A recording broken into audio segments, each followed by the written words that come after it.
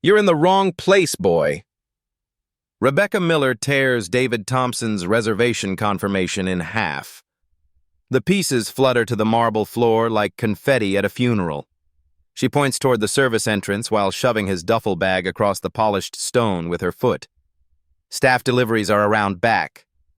Security guard James Wilson approaches, yanks David's ID from his hands, examines it like evidence of a crime. Rebecca sweeps the scattered paper pieces toward the trash can with exaggerated disgust. Her nose wrinkles as if something rotten has entered her pristine lobby. Lobby guests turn. Smartphones rise like periscopes.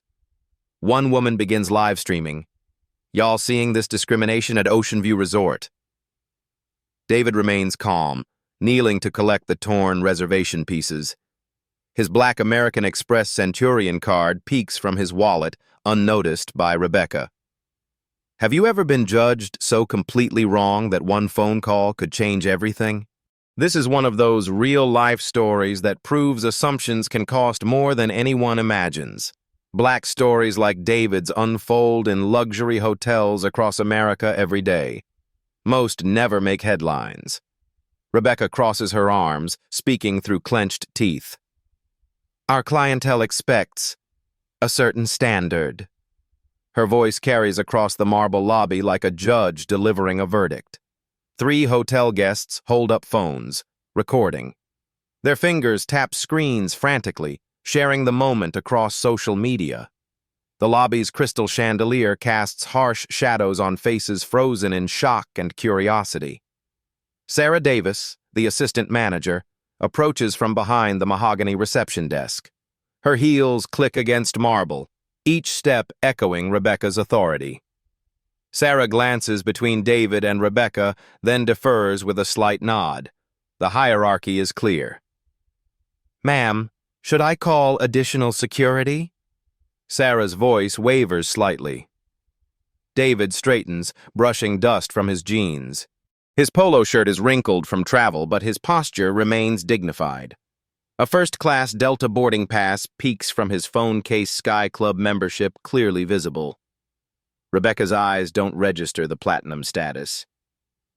That won't be necessary, David says quietly. His voice carries no anger, only observation. Wilson circles closer, hand hovering near his radio. Sir, you need to state your business here.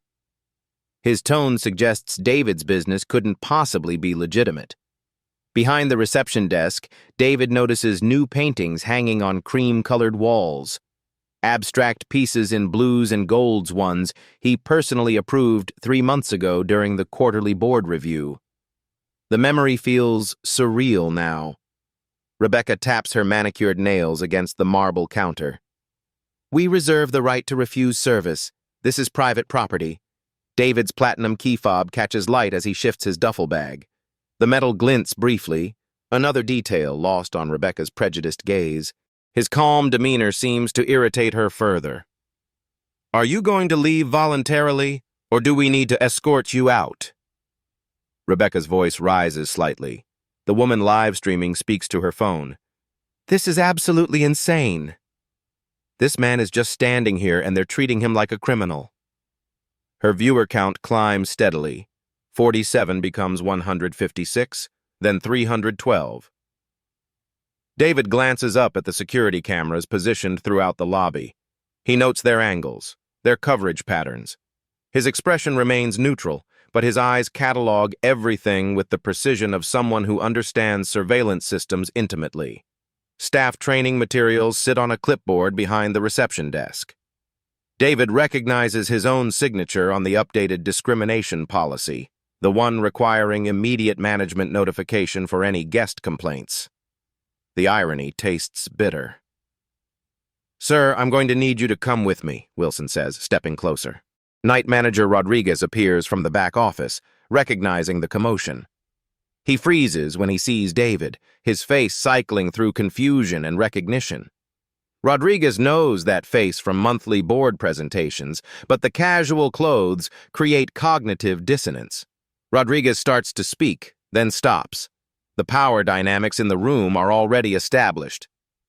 Rebecca commands this moment. Elena, call Phillips, Rebecca instructs Rodriguez. Get him on video conference, now. David remains silent, watching Rodriguez's internal struggle. The night manager's loyalty to immediate supervisors wins over distant board members he's only seen in presentations. What's your name? Rebecca demands, though David's torn reservation lies scattered at their feet. David Thompson. Rebecca doesn't react to the name. Thompson Group owns the resort, but she's never connected the casual traveler standing before her with the CEO whose photograph hangs in the corporate office upstairs. Wilson's radio crackles. 2 additional security guards appear from side corridors, drawn by the developing situation. The lobby crowd grows larger.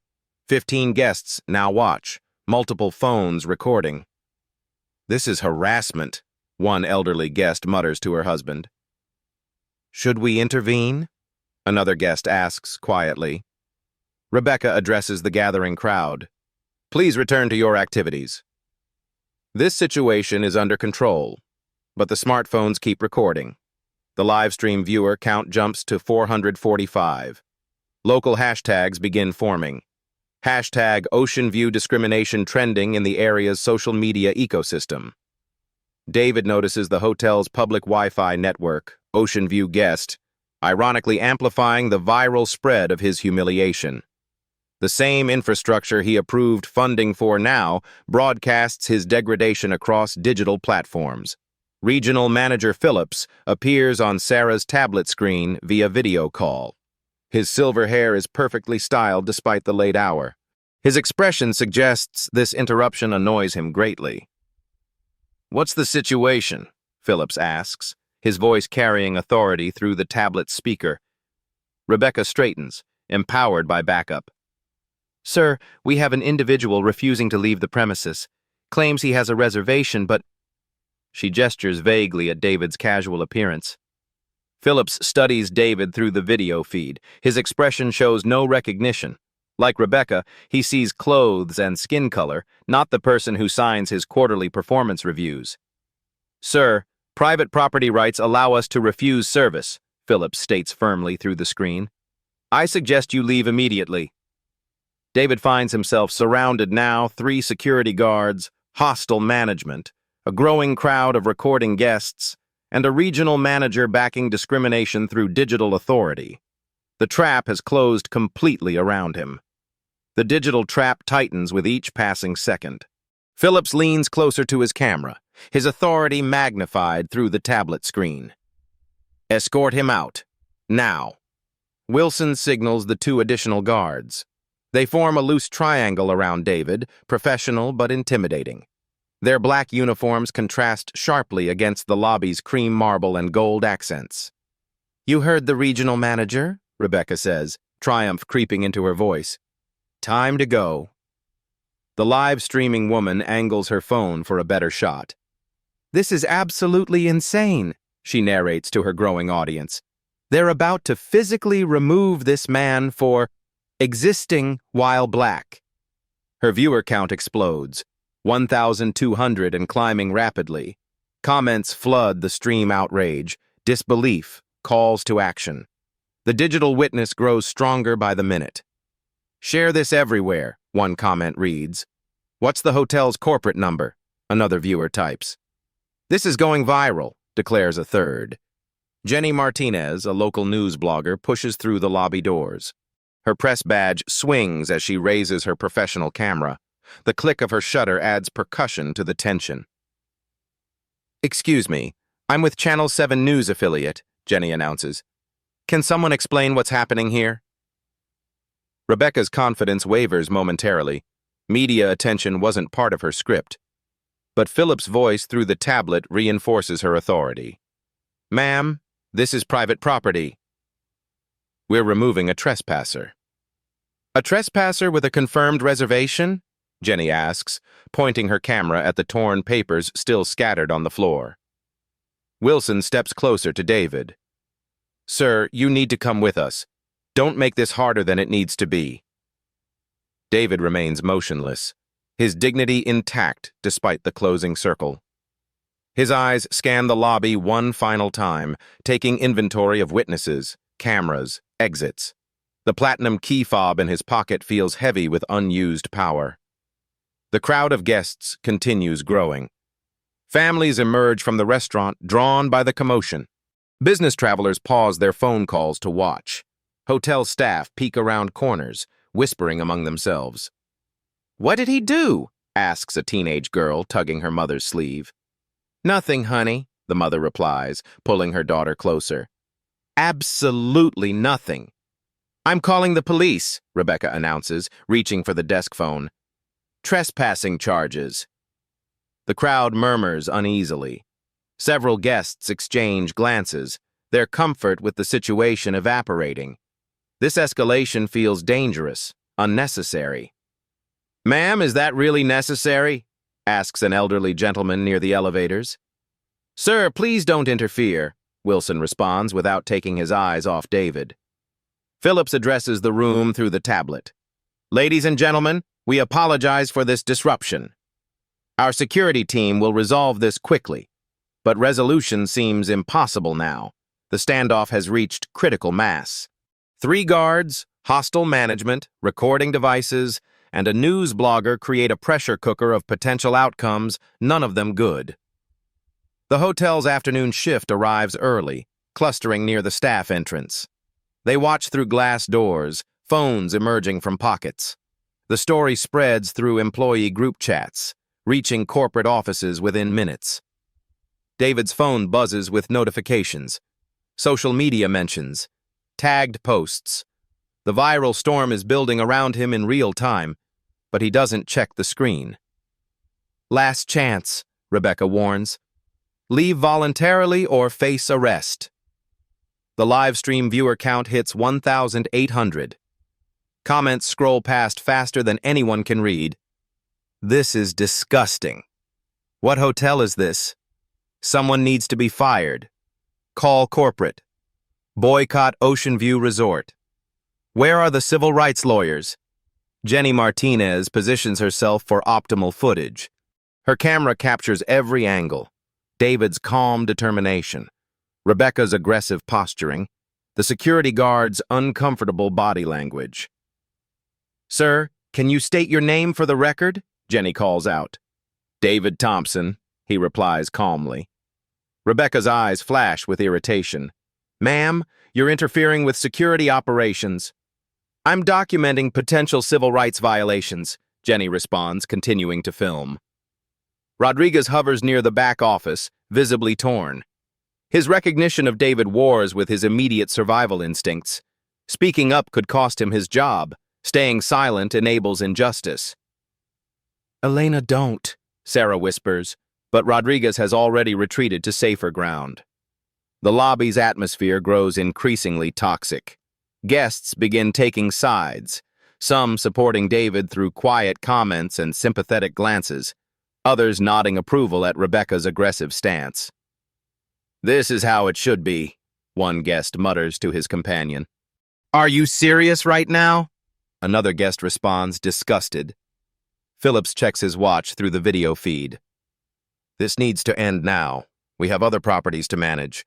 The regional manager's impatience adds urgency to an already volatile situation. Wilson reaches for his radio, ready to call for additional backup or police support. "Control, this is Wilson at Ocean View. May need police backup for trespassing situation." "Copy that, Wilson. Units available if needed." David hears the radio exchange but shows no reaction. His stillness contrasts sharply with the chaos swirling around him. "Gentlemen, prepare to escort," Wilson instructs the other guards. David stands center lobby, dignified but isolated. The marble floor beneath his feet cost $200 per square foot, an expense he personally approved. The irony of being removed from property he owns creates a surreal disconnect from reality. Rebecca moves toward the phone again. "I'm calling 911. The threat electrifies the crowd. Several guests step closer, phones ready to record police interaction. The stakes escalate beyond simple discrimination into potential false arrest territory. "Wait," David says quietly. The single word freezes everyone. It's the first time he's actively participated in the confrontation rather than simply enduring it. "Wait for what?" Rebecca demands, her hand hovering over the phone.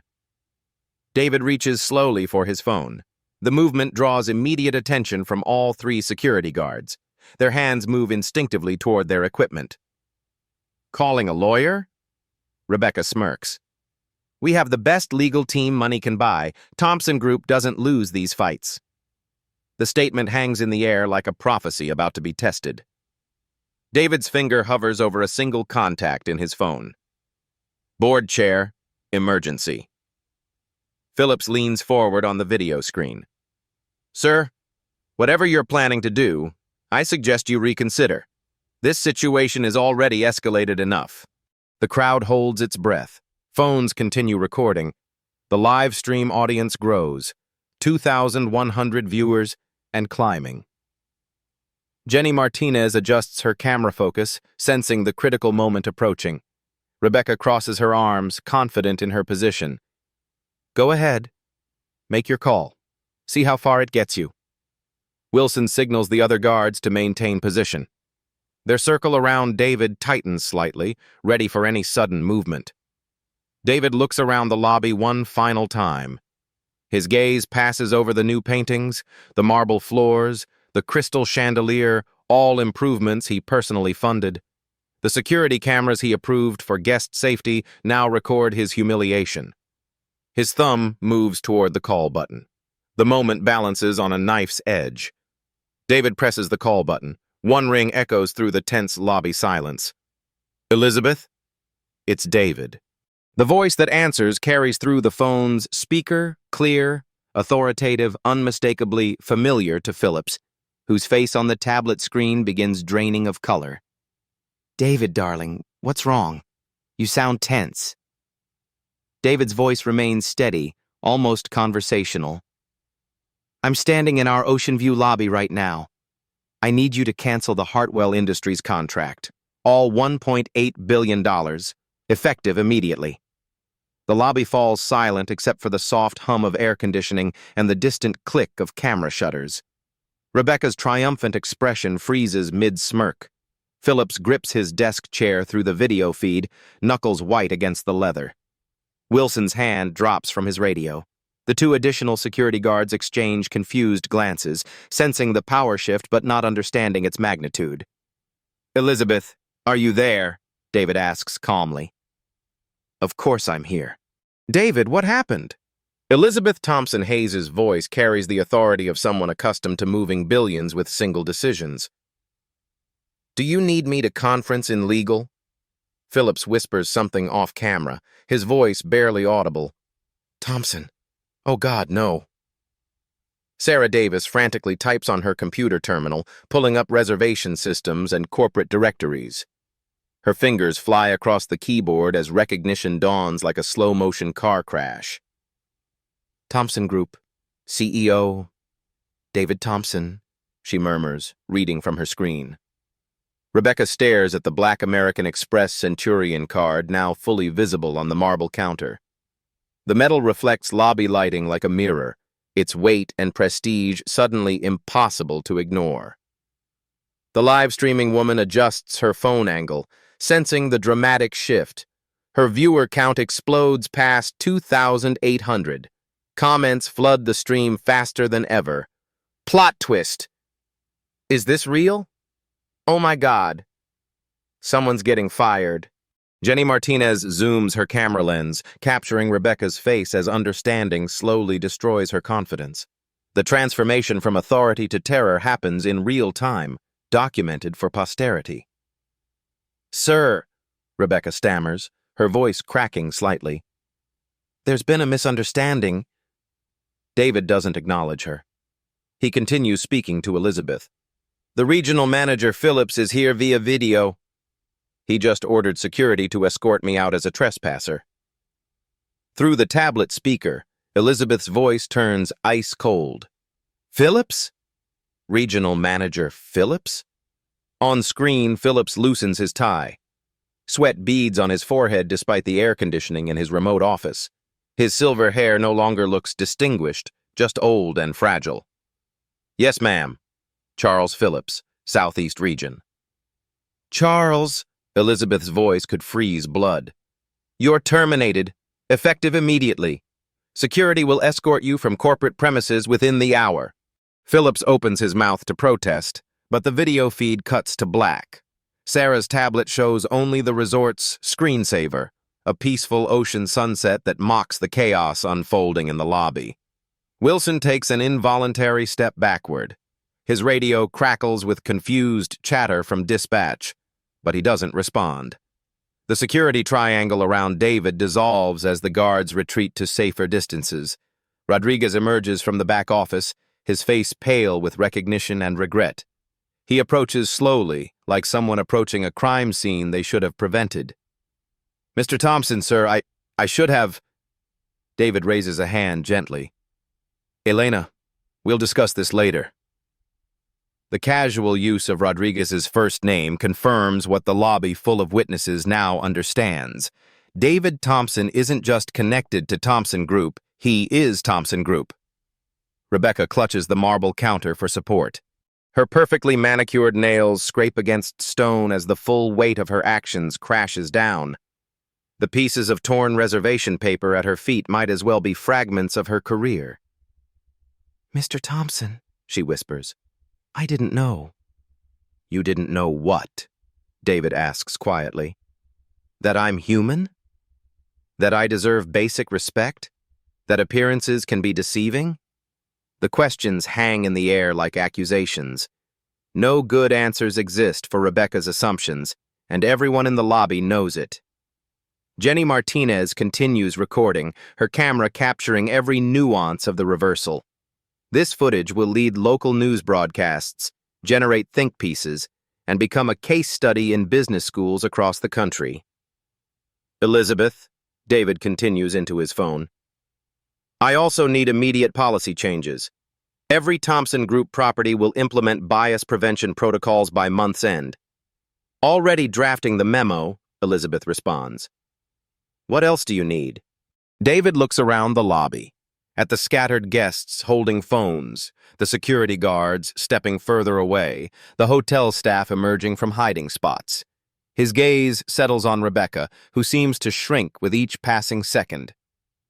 I need Rebecca Miller removed from guest-facing operations, permanently. Rebecca's legs give out slightly. She grabs the counter harder, her knuckles matching Philip's earlier grip on his chair. Done, Elizabeth confirms. Anything else? Have legal review our vendor discrimination clauses. Hartwell Industries needs to understand why their contract just evaporated.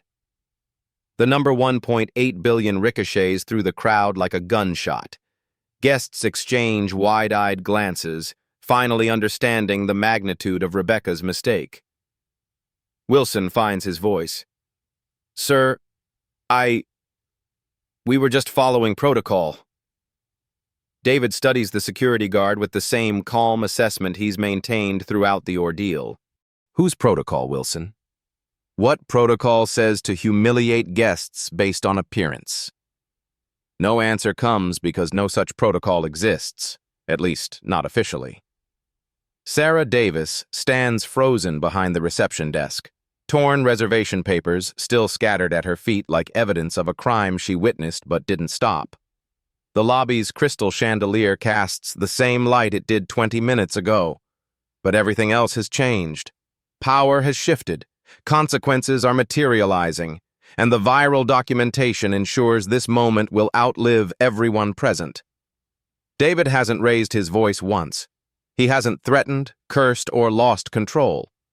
Yet he's just dismantled careers and redirected billions in corporate resources with the quiet precision of someone who understands exactly how power works. The most devastating part isn't his anger, it's his complete lack of surprise. David ends the call with Elizabeth but keeps his phone visible, a silent reminder of the power it contains. The lobby remains frozen in shocked silence, broken only by the steady clicking of Jenny Martinez's camera and the soft murmur of live stream commentary. Rebecca, David says quietly, his voice carrying across the marble expanse. Let's discuss numbers. Rebecca straightens, clinging to whatever professionalism she can salvage. Mr. Thompson, I sincerely apologize for any misunderstanding. No misunderstanding. David interrupts gently. You were crystal clear about your standards. Now let me be clear about mine. He walks slowly toward the reception desk, his casual sneakers silent against the $200 per square foot marble flooring. Each step draws the crowd's attention like a magnet. The torn reservation papers crunch softly under his feet, a sound that makes Rebecca flinch. Hartwell Industries provides catering and hospitality services across our entire portfolio.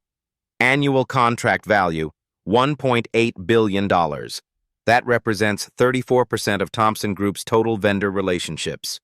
And Sarah Davis pulls up financial records on her computer, her face growing paler with each number she confirms. The figures David cites match her screen exactly down to the decimal point. The cancellation affects 127 properties across 23 states. 8,400 jobs directly impacted by your decision to judge a guest by his appearance. Wilson shifts uncomfortably, realizing his role in a decision that just cost thousands of people their livelihoods. The two additional security guards look at each other, then at Wilson, then at the floor. Their uniforms suddenly feel heavier. Rodriguez steps forward cautiously. Mr. Thompson, sir, perhaps we could discuss this privately. Elena, this is exactly the kind of situation that requires public accountability. David's tone remains conversational, but the steel underneath is unmistakable. Privacy enables discrimination. Transparency prevents it. The livestream viewer count climbs past 5,200. Comments scroll faster than humanly readable. This is insane. Real-life karma. She's getting destroyed. CEO of the year. Justice served cold. Someone call the burn unit. This man is a legend. Jenny Martinez moves closer, ensuring her camera captures David's calm delivery of devastating consequences. This footage will anchor her career for decades. Her professional instincts tell her this story will go national within hours. David continues, his voice never rising above normal conversation level. Contract Section 12.4 specifically addresses vendor agreement termination for discriminatory practices. Legal has 24 hours to process Hartwell's cancellation. He pauses, allowing the weight of legal precision to settle over the crowd. Rebecca's face cycles through emotions: confusion, recognition, terror. Her perfect makeup begins smudging as stress takes its toll. Elena Rodriguez will handle the transition to new vendors. I trust her judgment more than current management's. Rodriguez nods stiffly, understanding both the opportunity and the crushing responsibility being placed on his shoulders. His years of loyal service are finally being recognized, though under circumstances he never imagined. But Mr. Thompson, Rebecca pleads, surely we can resolve this without such drastic measures. Drastic? David's eyebrows rise slightly. You told me this establishment doesn't serve people like me. I'm simply ensuring it doesn't serve people like me anymore. Quite logical, actually. The brutal irony hits the crowd like a physical blow. Several guests gasp audibly. The elderly gentleman near the elevators shakes his head in amazement. A teenage boy whispers to his father, "Dad, is this really happening?" "Son, this is justice," the father replies quietly. David reaches into his wallet, retrieving a business card. He places it carefully on the counter next to the torn reservation papers. The contrast is stark, pristine corporate authority beside the evidence of Rebecca's contempt. The business card reads, David Thompson, Chief Executive Officer, Thompson Group, building tomorrow's hospitality today. You have 3 choices, Rebecca. Choose wisely. The lobby holds its breath. Even the live stream comments pause momentarily, as if the entire internet waits for David's ultimatum. The silence stretches so completely that the air conditioning becomes audible. Option 1. public apology live-streamed to Jenny's audience, followed by comprehensive discrimination training and transfer to our corporate diversity department. Your salary remains unchanged, but your authority over guests ends permanently. Rebecca's mouth opens, but no sound emerges. The offer is more generous than she deserves, and everyone knows it. Several guests nod approvingly at David's restraint. Option 2. Immediate termination without severance. Security escorts you from the property within the hour. Reference checks will accurately reflect today's performance. Wilson takes another step backward, realizing he might soon be escorting his former supervisor off the premises. The irony tastes bitter in his mouth. Option 3. I file a police report for harassment and civil rights violations. Our legal team pursues damages under federal discrimination statutes. Your choice affects not just your career, but your legal record. The silence stretches like a taut wire. Rebecca's hands tremble against the marble counter. The torn reservation papers seem to mock her from the floor. A drop of sweat falls from her forehead, landing on the pristine marble with an audible splash. Additionally, David continues, this incident demonstrates systemic failures requiring immediate correction. He turns to address the growing crowd of guests and staff. His voice projects clearly without shouting, the tone of someone accustomed to commanding boardrooms filled with Fortune 500 executives. Thompson Group operates 89,000 employees across 234 properties. Annual revenue, $2.3 billion. Today's events prove our current systems inadequate for ensuring equal treatment.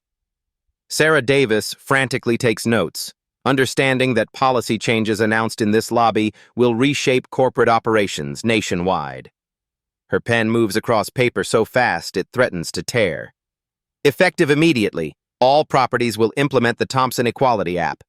Facial recognition technology prevents staff from claiming ignorance about guest identities or status.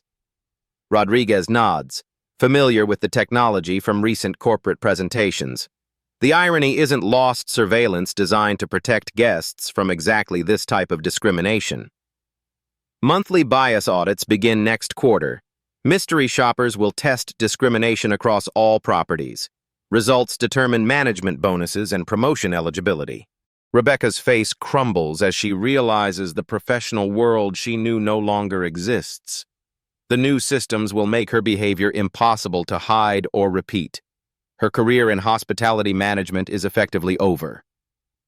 Real-time monitoring through AI systems flag discriminatory language in guest interactions. Anonymous reporting enables staff to document violations without fear of retaliation. David's delivery remains clinical, but the implications terrify every manager present. Corporate accountability just became unavoidable. The old boys club has died in this marble lobby. Partnership agreements will include equity clauses. Vendors demonstrating discriminatory practices face immediate contract termination. Today's Hartwell cancellation establishes precedent. The numbers swirl through the lobby like a financial hurricane. $1.8 billion canceled. 8,400 jobs affected. 234 properties changing policies. 89,000 employees receiving new training. The scope staggers everyone present. A guest near the restaurant entrance pulls out his phone, calling his wife. "Honey, you need to see this video." A CEO just changed an entire industry in 10 minutes. Another guest live streams her own commentary. This is how you handle racism in 2025. No violence, no screaming, just pure, devastating consequences. Rebecca finally finds her voice. "Mr. Thompson, I choose option 1. The admission echoes through the lobby like a confession in church. The live stream audience erupts in comments, but Rebecca's choice surprises no one. The alternatives would destroy her completely. "Jenny," David addresses the news blogger directly. "Are you prepared to live stream Rebecca's apology?" Jenny nods, adjusting her camera angle. "Absolutely, Mr. Thompson. We're live with 6,800 viewers and climbing." Rebecca, you have 30 seconds to prepare. The audience is waiting. Rebecca looks around the lobby desperately, seeking support that doesn't exist. Wilson won't meet her eyes. Sarah Davis studies her computer screen intensely. Rodriguez examines his shoes. The hotel guests watch with a mixture of fascination and disgust. The viral moment approaches its climax. Thousands of viewers prepare to witness accountability delivered through quiet power rather than explosive anger. This will become the template for how discrimination should be handled in corporate America. David checks his phone casually. 20 seconds, Rebecca. The countdown begins toward the most public apology of Rebecca's life and the most watched demonstration of how discrimination dies not through violence, but through systematic, unavoidable consequences. The lobby waits. The cameras roll. Justice prepares to be served cold, calculated, and absolutely devastating. Time, David announces quietly. Jenny Martinez raises her camera, the red recording light glowing like a digital eye of judgment. The live stream viewer count hits 8,900 as Rebecca steps forward, her composure cracking under the weight of thousands of watching eyes. Rebecca's voice trembles. She clears her throat, attempts to straighten her shoulders. I made assumptions based on appearance. I was wrong. Her words echo through the marble lobby, each syllable captured by multiple recording devices. The admission feels inadequate against the magnitude of her actions, but the live stream audience responds immediately. Too little, too late. She's only sorry she got caught. Fake apology. At least she admitted it. I treated Mr. Thompson with disrespect and discrimination, Rebecca continues, her voice gaining slight strength. This cannot happen again. I take full responsibility for my actions and their consequences. David watches impassively as Rebecca delivers her public humiliation. No satisfaction shows on his face, only the quiet observation of someone ensuring accountability follows injustice.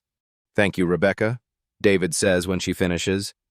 Jenny, please ensure this footage reaches appropriate civil rights organizations for their educational materials.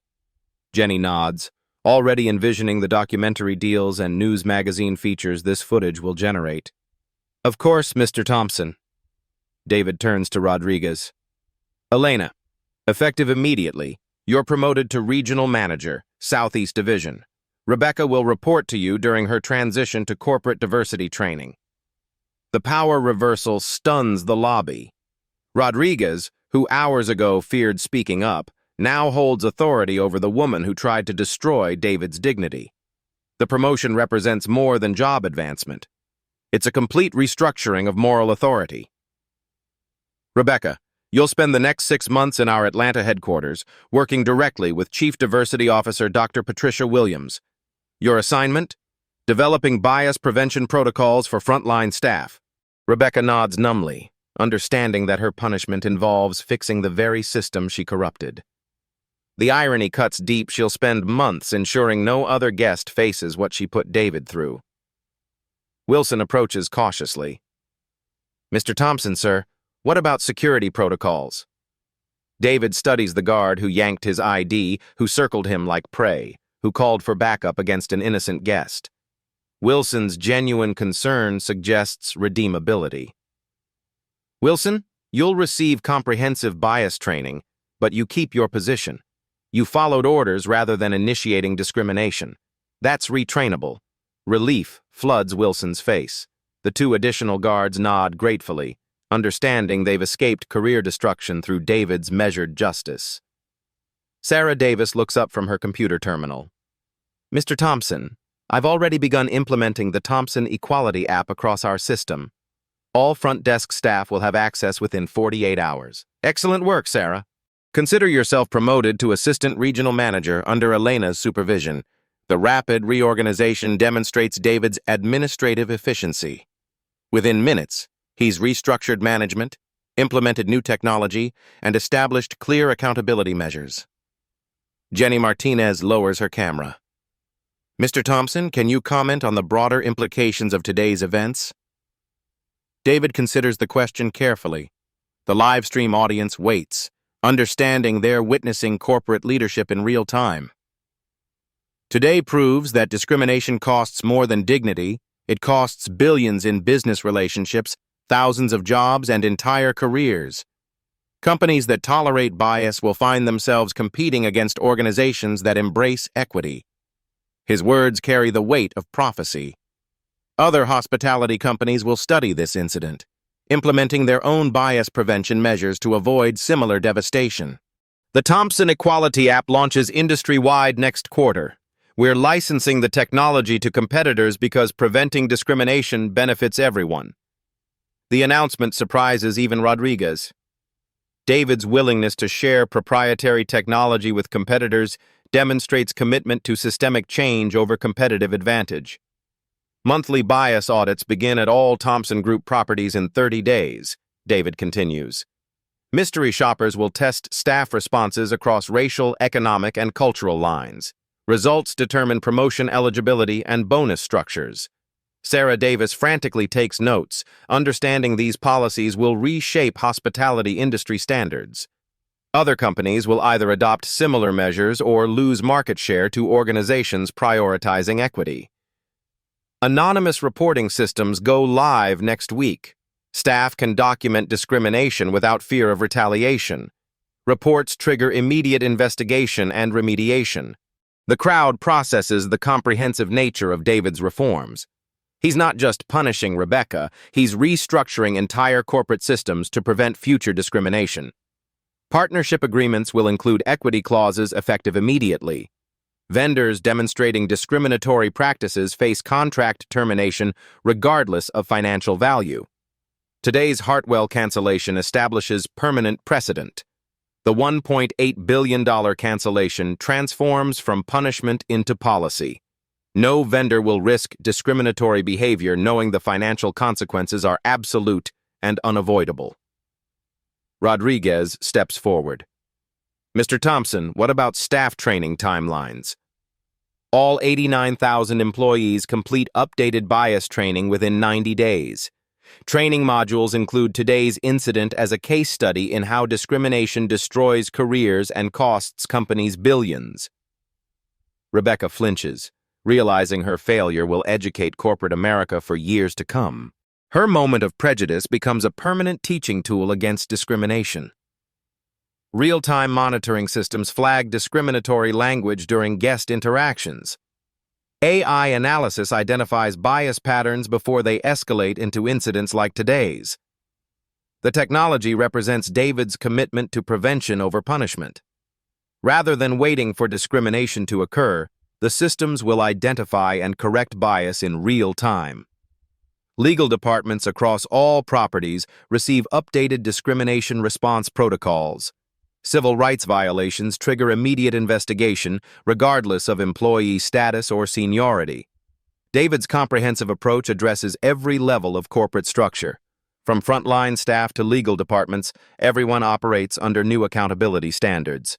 The elderly gentleman near the elevators approaches. Mr. Thompson, as a guest, I want to thank you for handling this with such dignity. David nods graciously.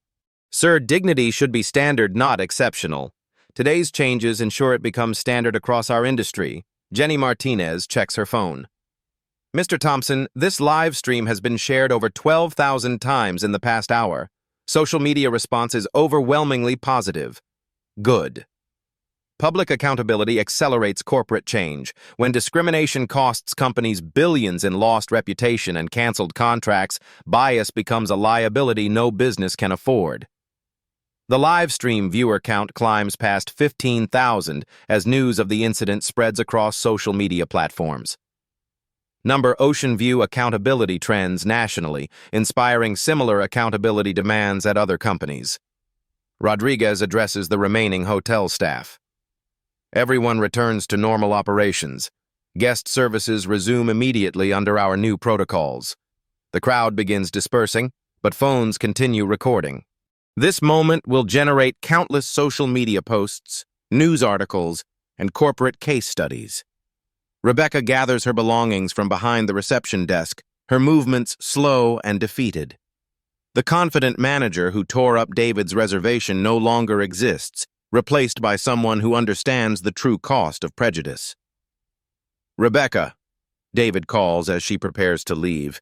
"6 months from now, you'll understand why today was necessary. Discrimination dies through systematic accountability, not individual punishment." She nods without speaking, understanding that her education in equity begins immediately. Wilson radios dispatch. "Control, situation resolved." No police backup needed. The security response dissolves as quickly as it formed, leaving only the consequences of prejudice and the promise of systematic change. David retrieves his torn reservation papers from the marble floor, smoothing them carefully. The gesture symbolizes restoration, not just of his dignity, but of systems designed to protect it. 6 months later, the Ocean View Resort lobby displays a bronze plaque near the reception desk. "In commitment to dignity and equality for all guests, Thompson Group, 2025. The marble floors gleam under crystal chandeliers, but the atmosphere carries a different energy now, one of genuine welcome rather than selective service. David Thompson's approach that day created ripples extending far beyond one discriminatory incident.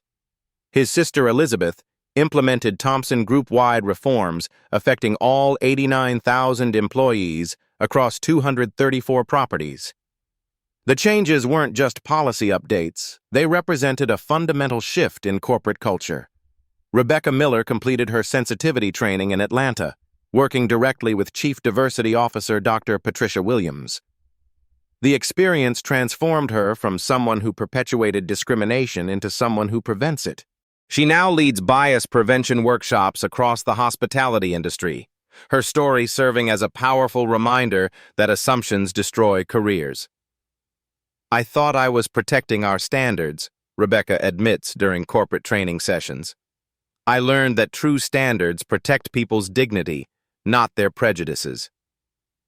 Elena Rodriguez thrived as regional manager, implementing David's equity protocols across the Southeast Division. Monthly bias audits revealed discrimination patterns at 17 properties, leading to additional training and management changes. The Mystery Shopper program prevented countless incidents before they escalated. Wilson received his bias training certification and now trains other security personnel in de-escalation techniques that prioritize dignity over authority. The guards who once circled David like predators now understand their role as protectors of all guests' experiences. The Thompson Equality app revolutionized hospitality industry practices. Facial recognition technology preventing mistaken identity incidents spread across competitors within months. Marriott, Hilton, and other major chains licensed similar systems, understanding that bias prevention had become a competitive necessity. David's video reached 127,000 views within 48 hours, but its impact extended far beyond social media metrics. Harvard Business School requested interviews for their discrimination response curriculum. The footage became required viewing in corporate ethics courses nationwide. Ocean View Accountability spawned a movement demanding systemic change over individual apologies. Other industries adopted similar accountability measures after witnessing how discrimination cost Thompson Group $1.8 billion in vendor relationships, but generated billions in positive publicity and market leadership. Hartwell Industries, despite losing their contract, publicly supported Thompson's stance. CEO Janet Hartwell announced, "We stand with companies prioritizing dignity over profit." This response led to a new partnership 6 months later, focused specifically on bias-free hospitality services. David showed us that true leadership responds to injustice with systematic solutions, not emotional reactions, Hartwell explained during their renewed contract signing. His approach changed our company culture, too. The incident's economic impact proved David's point about discrimination's true cost. Thompson Group's stock price rose 12% following the viral video, as investors recognized the competitive advantage of ethical leadership. Competitor stocks fell as consumers demanded similar accountability measures. Jenny Martinez won a regional journalism award for her coverage of the incident.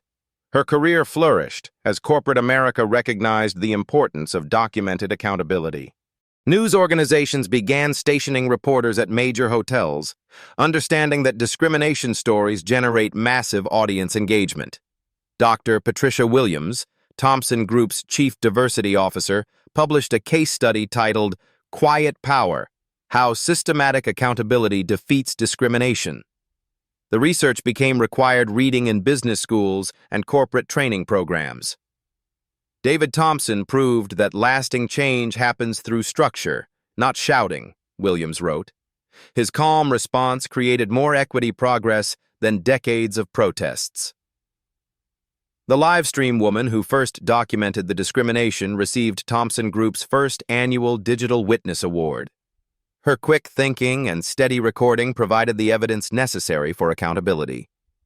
"I just held up my phone," she said during the award ceremony. David Thompson did the hard work of turning documentation into systematic change. Real-time monitoring systems flagged over 200 potential bias incidents across Thomson Group properties in the first year. Early intervention prevented discrimination from escalating, protecting both guests and employees from traumatic confrontations. Anonymous reporting systems generated 1,847 bias-related reports, leading to additional training for 3,200 employees. The data proved that discrimination existed far more widely than previously acknowledged, validating David's systematic approach. Industry publications named David's response the gold standard for equity leadership. Other CEOs studied his methods, understanding that moral authority now directly impacts market position. The broader lesson resonated across corporate America. Companies prioritizing dignity over bias gain competitive advantages in markets increasingly focused on social responsibility. These touching stories remind us that true power lies not in dominance, but in lifting others. Black stories like David's prove systematic change happens when we demand better calmly, consistently, effectively. Real-life stories demonstrate that individual actions, when backed by institutional power, create lasting transformation. David Thompson turned one moment of discrimination into a blueprint for corporate equity. His quiet strength proved that dignity defeats prejudice through systematic accountability, not emotional reaction. Share this story if you believe everyone deserves respect, regardless of appearance. Comment below with your own experiences. Life stories matter because they document injustice and inspire change. Your voice creates accountability. Your documentation enables transformation. Subscribe for more stories proving dignity defeats discrimination. Together, we build a world where everyone belongs, where assumptions cost careers, and where equality becomes profitable. Because in the end, the most powerful response to discrimination isn't anger. It's systematic change that makes bias impossible to hide and too expensive to tolerate.